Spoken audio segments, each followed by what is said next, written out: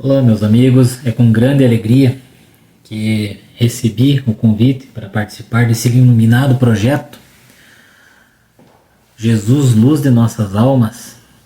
Alguns já me conhecem, me chamo Marco Aurélio de Campos, sou técnico em telecomunicações, já participo do programa no M de Quadros, de palestras aos sábados, né? Recebi o convite para falarmos sobre esse livro, que Quando Voltar a Primavera, de Divaldo Franco, pelo Espírito Amélia Rodrigues. Muito agradecido pela oportunidade de poder estudar essa obra riquíssima em detalhes sobre a vida e obras de Jesus e de seus apóstolos. Que quando a gente recebe o convite para fazer um estudo, uma palestra, a gente sabe que às vezes quem mais precisa somos nós mesmos, né? Então espero que a gente consiga fazer a explanação para vocês, lendo o capítulo de hoje que foi destinado a nós e fazendo alguns comentários para que a gente possa absorver toda a riqueza de detalhes que tem nessa obra, né? Então, como de costume, primeiramente vamos fazer uma prece. Vamos fechar os olhos. Vamos agradecer a Deus, nosso Pai, a Jesus, nosso Mestre, divino companheiro, amigo de todos os momentos, agradecendo por mais essa oportunidade bendita. Agradecemos pela luz do Evangelho, Senhor. Agradecemos por esta oportunidade de estarmos aqui encarnados na escola do planeta Terra. Agradecemos a tudo, Senhor. Rogamos também o auxílio da equipe espiritual encarregada pelo programa, que possa nos iluminar para que a gente consiga transmitir todo o valor do ensinamento na presente obra. Que assim seja. Bom, meus amigos, o capítulo de hoje é o primeiro capítulo, né? Ante Jesus.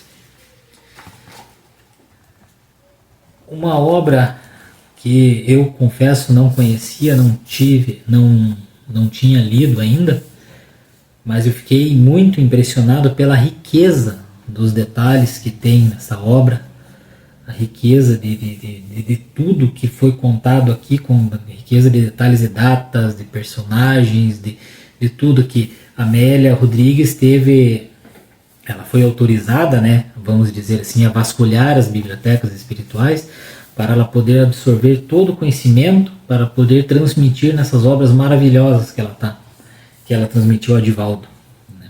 É muito. E esse assunto de hoje é muito interessante, que trata sobre a realeza de Jesus, né? Quem é esse nosso rei, que a Amélia faz um comparativo entre um reinado normal aqui na Terra, que a época de Jesus era muito normal. Hoje já não tem mais, vamos dizer assim, tem alguns monarcas, mas não é como antigamente, que havia em quase todas as nações eram comandadas por um rei, por uma rainha, pela monarquia, né? É um assunto tão importante que Kardec colocou no Evangelho, se inseriu no Evangelho segundo o Espiritismo, no capítulo 2, meu reino não é deste mundo, certo? Tanto que Pilatos, quando eles aprendem Jesus, ele pergunta: és o rei dos judeus? Daí Jesus responde: meu reino não é deste mundo. Se meu reino fosse deste mundo, minha gente houvera combatido para impedir que eu caísse nas mãos dos judeus. Mas o meu reino ainda não está aqui. Veja a profundidade dessa frase. Fala um pouco da história, esse livro também fala um pouco da história do povo judeu, porque Jesus foi tão esperado, o Messias, que eles esperavam que Jesus viesse e fizesse. Na verdade, assim, o povo judeu daquela época, eles esperavam que viesse um rei bélico, né? Um rei que viesse para libertar eles. Eles esperavam um rei que ele fosse forte, que ele pudesse libertar o povo. E foi totalmente o contrário. Jesus não veio dessa maneira, né? Jesus foi um rei, sim, um rei de amor nos ensinamentos que ele trouxe, que era bem diferente do que eles esperavam. Tanto que até aquela época ele teve que, como a gente sabe, ele teve que falar muito por parábolas, porque o povo ele era muito, vamos dizer assim, para a época ele era muito atrasado. Então ele não poderia usar toda a sua expressão natural, porque o povo não ia compreender.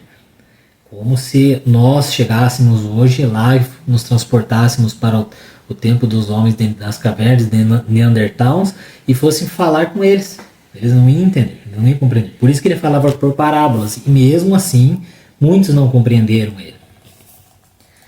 Então, vou passar para vocês aqui, eu vou fazendo uma leitura e a gente vai comentando, eu vou fazendo alguns comentários para que a gente possa absorver os ensinamentos, correto? Então vamos lá. Nenhum outro rei que se assemelhasse. Os transitórios mandatários do mundo envergavam as roupagens da nobreza. Não poucas vezes, mediante as arbitrárias mãos da guerra, que eles confeccionavam os mantos, estabeleciam as bases dos seus impérios sobre cadáveres insepultos e proclamavam suas primeiras leis assinaladas pela ordem da matança, tornada legal, ao som ultrajante dos suplícios inenarráveis que impunham aos vencidos e aos fracos. Enquanto seguravam o cetro e sustentavam a coroa, crianças e velhos, indefesos, padeciam um cativeiro cruel, em que assumiam as forças e desgastavam a vida. Cercados pela bajulação, deslizavam sobre ódios recalcados, expirando as maldições que inspiravam soberbos e impiedosos. Fomentando a prepotência, não raro se tornavam vítimas inertes da própria sandice, que sucumbiam. No caso, assim, ela quer dizer que eles perdiam a noção das coisas. O poder, quando eles faziam de tudo para chegar ao poder. E quando eles chegavam ao poder, eles perdiam a noção. Por exemplo, você veja, eles eram capazes de qualquer coisa. Por exemplo, veja o exemplo de Nero, pôs fogo em Roma, né? Calígula matou a família inteira.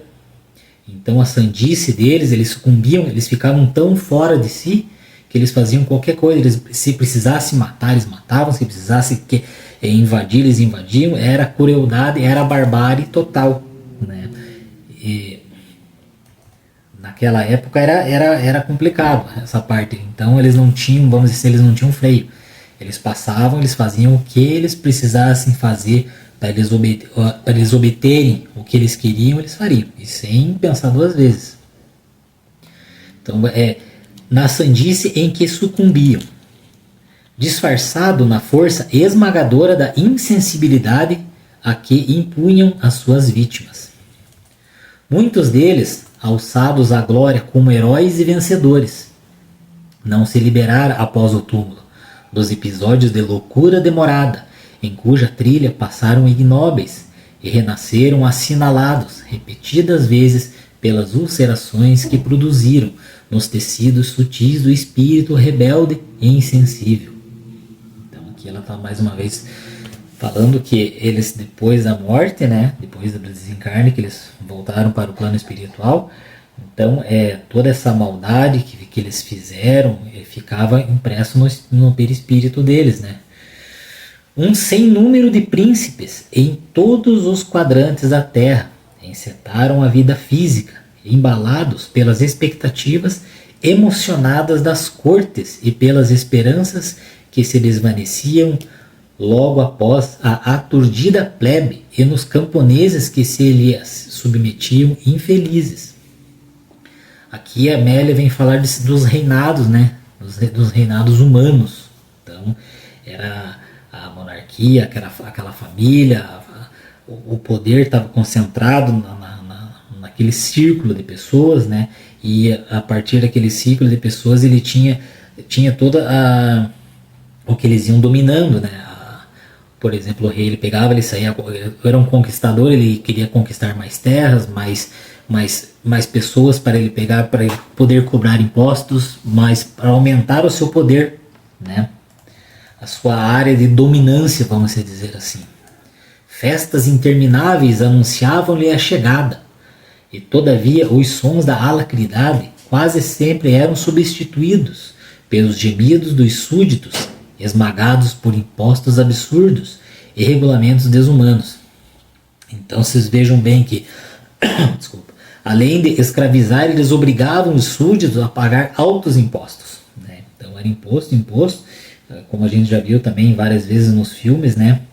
Que eles tinham o pagador de imposto, né? Disseminavam a pobreza e a riqueza ficava centralizada só na classe nobre. Então, qual que era a ideia deles? Era cobrar bastante imposto, né? Eles faziam leis que eram completamente desumanas para eles ficarem mesmo dependentes do rei, da monarquia de quem estava ali no momento dominando, quem estava no momento mandando. Então, eles faziam leis ali, cobravam altos impostos e quem não pagasse os impostos ou era forçado a trabalhar ou era morto. Então, para eles não ter muito trabalho, eles iam lá e matavam a família inteira, matavam todo mundo e pronto, acabou. E que servisse de exemplo para as outras pessoas, né? Era uma barbárie total.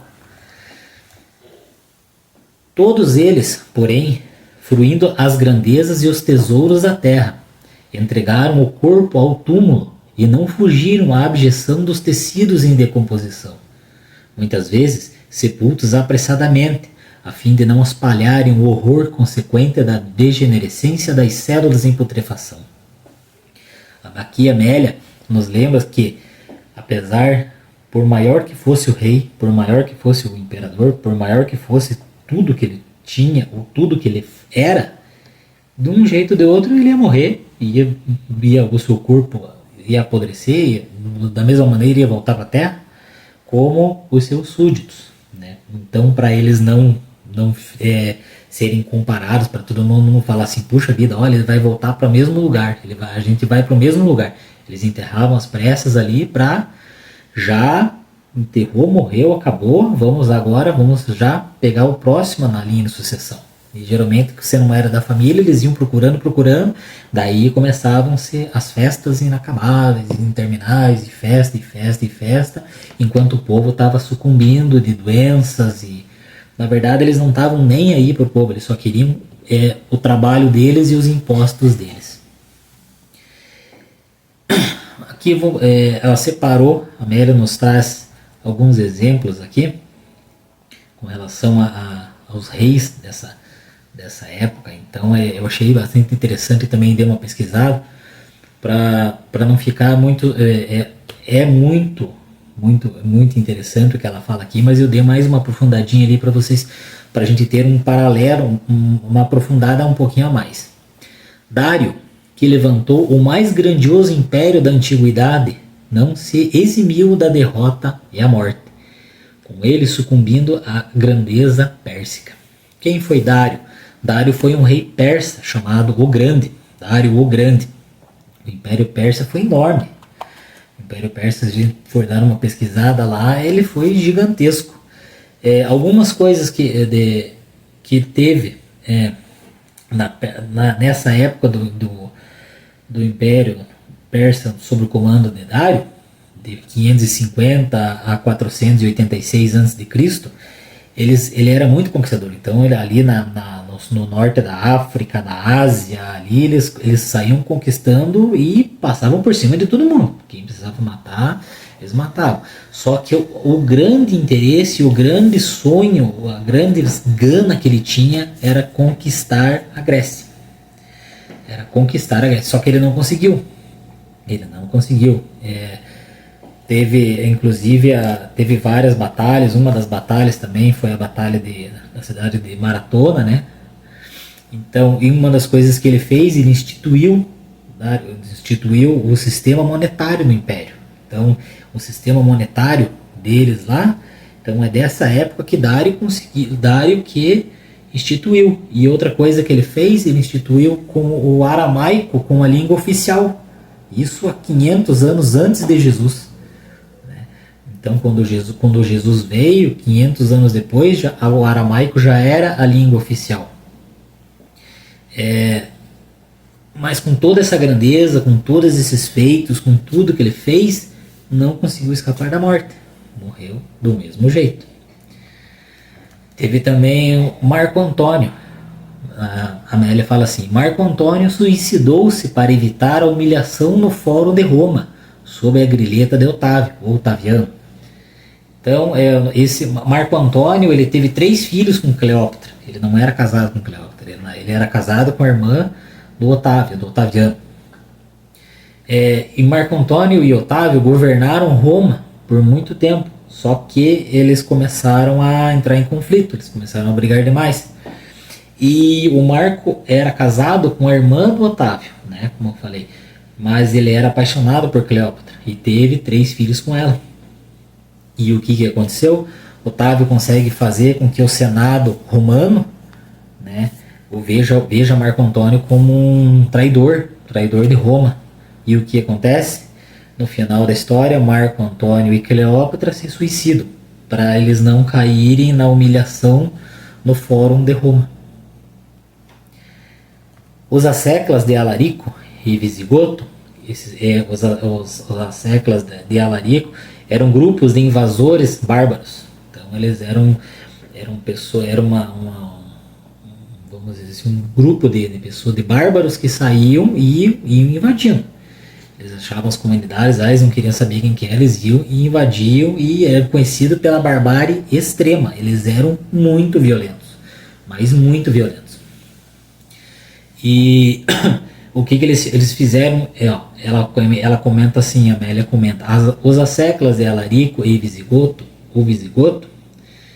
desviaram o curso do rei Busanto, a fim de guardar os despojos do vândalo, que falecera em Consenza, e impedir os inimigos que lhe profanassem mais tarde as vestes destruídas.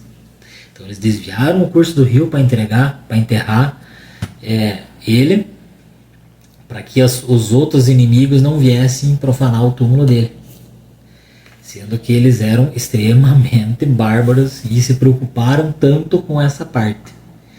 E ela dá mais um exemplo: Felipe I de Espanha, o Formoso, exalava insuportável cheiro fétido antes da morte, antes que a morte o conduzisse à realidade da vida.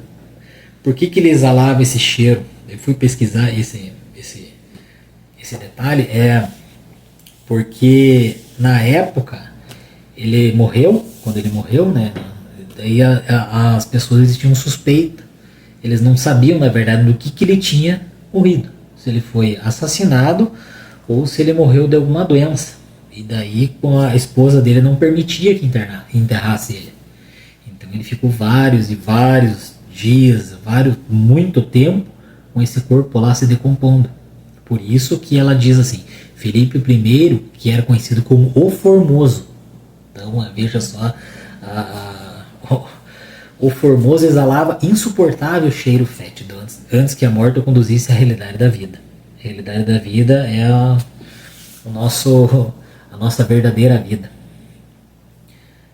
E ela não permitiu tudo isso por causa da crendice que eles tinham, né? Então ficou vários tempos até que ela se fosse convencida e a enterrar ele, né? Isabel I da Inglaterra, ou mais conhecida como Elizabeth I. Então essa que é mais conhecida, que engrandeceu e governou com mão de ferro, inutilmente suplicou mais alguns minutos antes de atravessar o pórtico do túmulo, como qualquer criatura vencida. Então o que aconteceu? Esse aqui também é um caso muito interessante. Ela era conhecida como a mão de ferro, né, que governou a Inglaterra por muito tempo.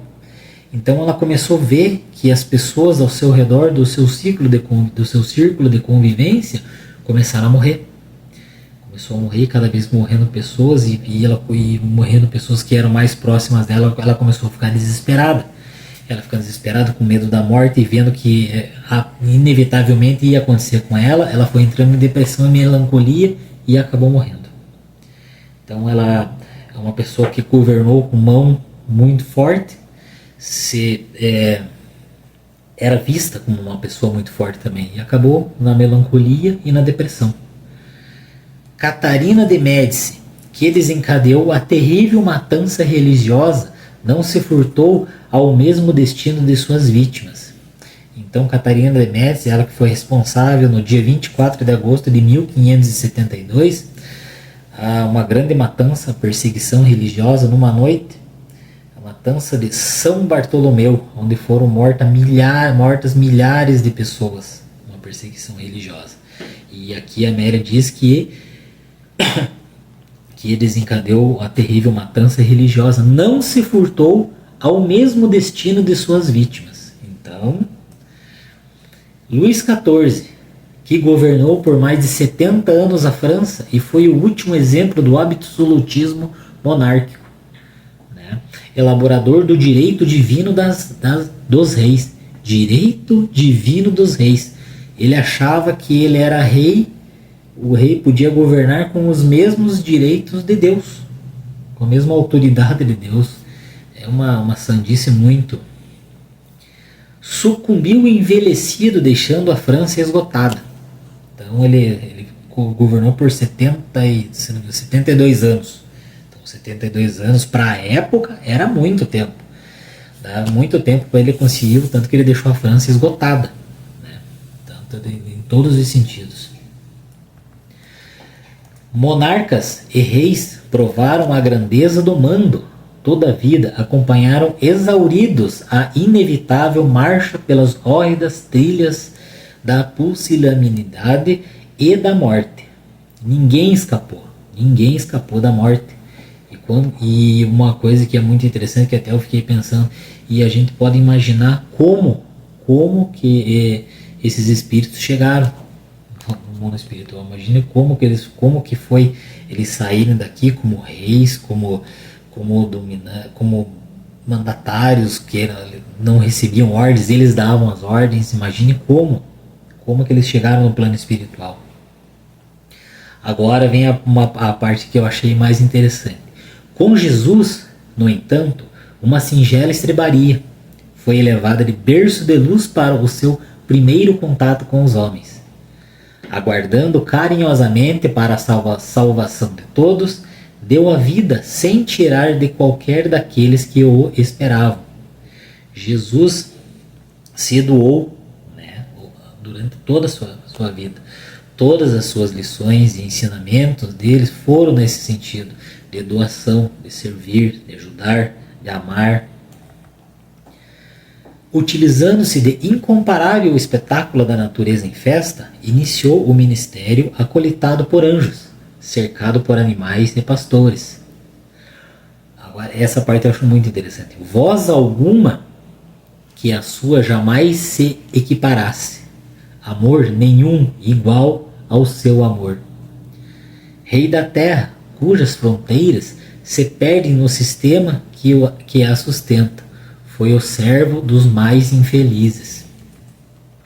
Em ocasião nenhuma acusou, perseguiu ou gerou vítima. Sem qualquer título de ostentação, somente aceitou o de mestre, por ser, em verdade, aquele que ultrapassou as dimensões do pensamento humano. Tem uma passagem que eles falaram para Jesus, o Senhor é bom. Ele falou, não, bom é somente Deus. O único a saber, sem recear, a destinação que lhe estava reservada, em 2 traves de madeira. Então, Jesus, quando ele aceitou vir para a Terra para nos ensinar, ele já sabia, já estava tudo programado, ele já sabia o que queria passar, já estava tudo, o cronograma já estava escrito, né? Ao contrário de por ele ser um espírito perfeito já, né? Então ele não tinha o porquê não seguir, ele tinha que seguir, ele se comprometeu a seguir, e era o programado ele seguir. Ao contrário da gente, que às vezes a gente faz uma programação reencarnatória e a gente começa indo bem, de repente no caminho a gente se desvirtua, volta para a programação, sai um pouquinho, depois volta e assim a gente vai tentando. Mas Jesus não, ele já sabia tudo que iria passar e passou com coragem, se submeteu tudo para nos mostrar como. Tanto que como falam que Jesus é nosso guia e modelo, né?